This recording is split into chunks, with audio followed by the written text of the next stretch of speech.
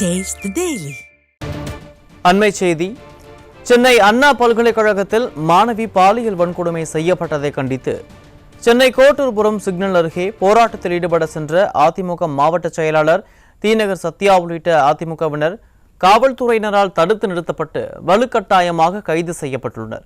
கூடுதல் விவரங்களை தலைமைச் செய்தியாளர் ஜெயக்குமார் வழங்க கேட்கலாம். ஜெயக்குமார், விவரங்கள் என்ன பதிவு பண்ணலாம்? வணக்கம்.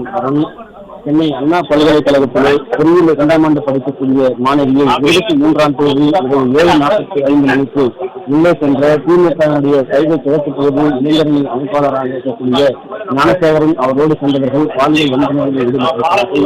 மாணவி பதவி இருக்கிறார், மாணவி வேதனையோடு அவர் அழுதிருக்கிறார். அந்த அழுகை குரலுக்கு மத்தியிலே அந்த கொடூரம் அரங்கேறியிருக்கிறது. இந்த சம்பவத்தை கண்டித்து அண்ணா பல்கலைக்கழகம் முன்பாக அனைத்து அண்ணா திராவிட முன்னேற்ற கழகத்தின் சார்பில் சென்னை முழுவதுமாக இருக்கக்கூடிய அனைவரும் திரண்டு போராட்டத்தில் ஈடுபட்டார்கள். சென்னையில் இருக்கக்கூடிய தென்சென்னை வடக்கு மேற்கு மாவட்ட கழக செயலாளர் தியாகராய நகர் சத்யா தலைமையிலே அங்கு திரண்ட 500க்கும் மேற்பட்டோர் அந்த பகுதியில் தொடர்ந்து மறியல் போராட்டத்தில் ஈடுபட முயன்றபோது செல்லுகிற வழியிலேயே அந்த கோட்டூர்புரம் மேம்பாலம் அருகே அவர்கள் அனைவரையும் வலுக்கட்டாயமாக பேருந்தில் கைது செய்யப்பட்டிருக்கிறார்கள். கைது செய்யப்பட்ட அனைவரையுமே தற்போது கோட்டூர்புரம் பகுதியில் இருக்கக்கூடிய வெங்கடேஸ்வரா என்கிற மண்டபத்திலே அடைத்து வைத்திருக்கிறார்கள். திமுக ஆட்சியினுடைய அவலங்கள் குறித்து ஜனநாயக ரீதியாக போராடுவதற்கு கூட அனுமதி மறுக்கப்பட்டிருக்கிறது. ஜனநாயகத்துடைய குரல்களை நசுக்கப்பட்டிருக்கிறது.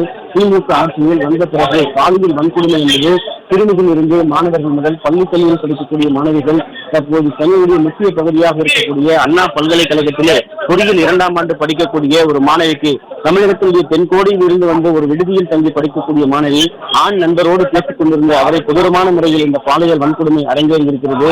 மாணவி எவ்வளவோ கூச்சலிட்டிருக்கிறார், கருதியிருக்கிறார். அதற்கு முன்பாக இப்படிப்பட்ட ஒரு கொடுமையான நிகழ்வு அரங்கேறி இருக்கிறது.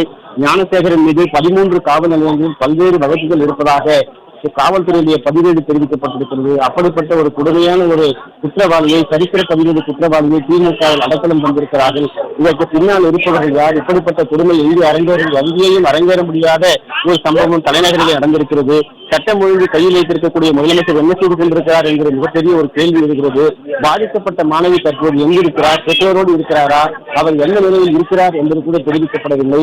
ஆளுநர் மாளிகைக்கு பெட்ரோல் கொண்டோடு சென்ற ஒரு குற்றவாளியை அவர் எங்கு பெட்ரோல் வாங்கினார், எங்கு திரி வாங்கினார், எங்கு பாட்டில் வாங்கினார் என்பது முகத்தில் புகைப்படங்களை வெளியிடக்கூடிய காவல்துறை பாலியல் ரீதியாக கொடுமைப்படுத்திய அந்த குற்றவாளி எத்தனை மணிக்கு அண்ணா பல்கலைக்கழக வளாகத்திற்கு உள்ளே சென்றார், எத்தனை மணிக்கு வெளியே வந்தார், யார் யார் உள்ளே சென்றார்கள், காரில் சென்றாரா, இருசக்கர வாகனத்தில் சென்றாரா போன்ற பல்வேறு தகவல்களை வெளியிடாமல் மாணவனுடைய பாலியல் வழக்கு ஒன்றில் முதல் தகவல் அறிக்கை வெளியிட்டு காவல்துறை உச்சகட்ட ஒரு அட்டூழியத்தை ஏற்படுத்தியிருக்கிறார்கள். காவல்துறை இந்த செயல் என்பது மிகப்பெரிய அளவில் பாதிப்பை ஏற்படுத்தி இருக்கிறது. தற்போது தியாகராய நகர் பகுதியிலே அதிமுக மாவட்ட செயலாளர் தியாகராய நகர் சத்யாவுடைய தலைமையில் ஏராளமானோர் திரண்டு அந்த கோட்டூர்புரம் அந்த மேம்பாலம் அருகே ஆர்ப்பாட்டத்தில் ஈடுபட முயன்றவர்கள் செல்வதற்கு முயன்றபோது அவர்களை வலுக்கட்டாயமாக காவல்துறையினர் கைது செய்து பேருந்திலே அழைத்து வந்து கோட்டூர்புரம் மண்டபத்திலே அடைத்து வைத்திருக்கிறார்கள்.